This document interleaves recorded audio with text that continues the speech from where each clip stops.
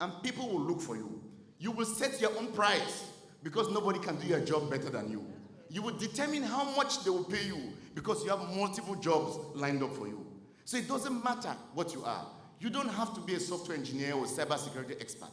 You just have to be what you are, but do it better than anybody else can do. And people will pay you for it. In my profession, I have worked as a software engineer for many years. I've worked as a cybersecurity expert for many years. I choose my job. I stay in my house in Mukunda and work for banks in America. They can't fire me because they know there's nobody as good as me.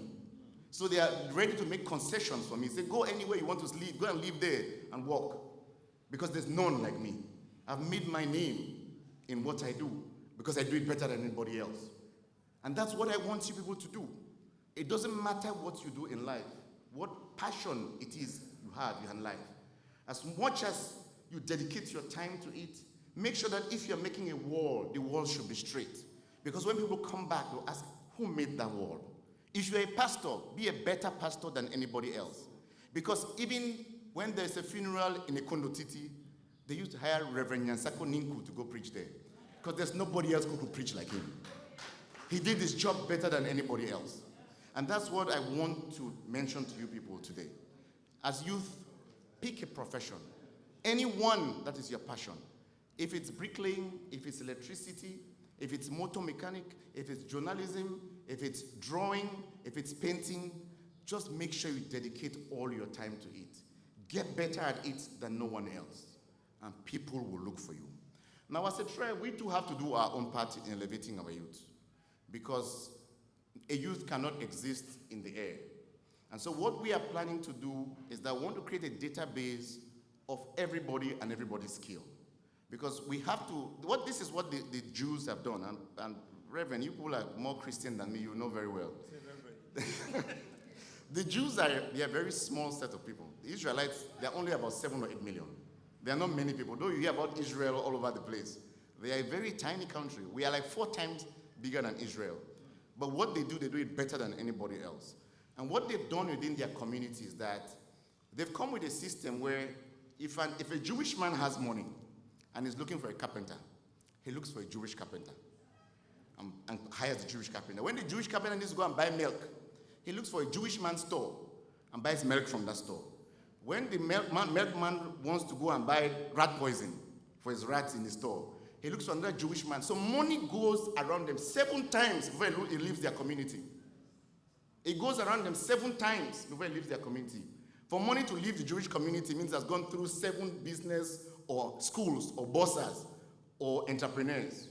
That's why they are very successful people around the world, because they've learned to identify themselves and keep the money within their community.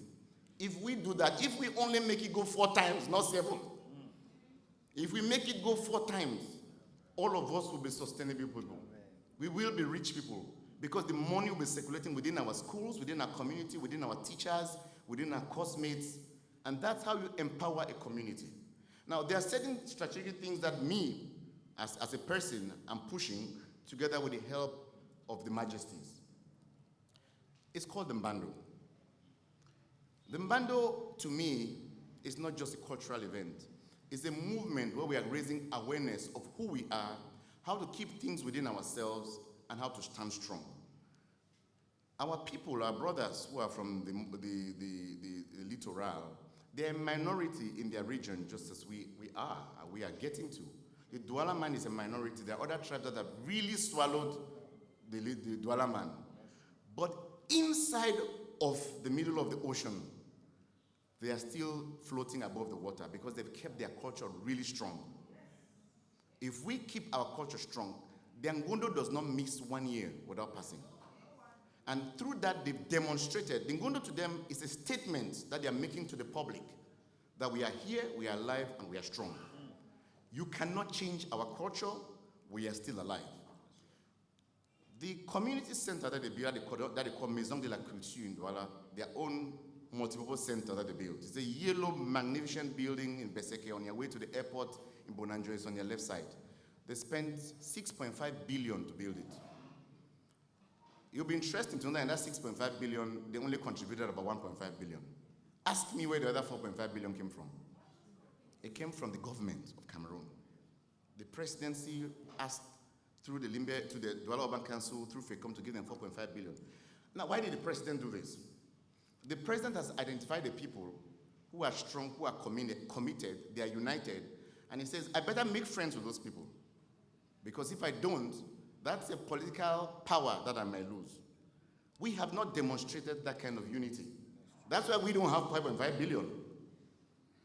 So what is keeping us behind is little gatherings like this, where a few people, they don't have to be politically leaders, they have to be ideal leaders of society, can call all of us to come together and sit and debate on little things. When they came with their mission statement to me, because I am a unifier, I told them there are certain things that are a little too sensitive, and I ask you with respect to water them down.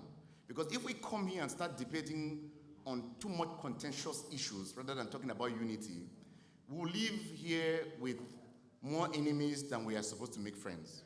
Because the goal is that when we come here, by the time we leave here, we want to make more friends so that we go stronger as we move towards Molatako in Moyuka and towards Mbando.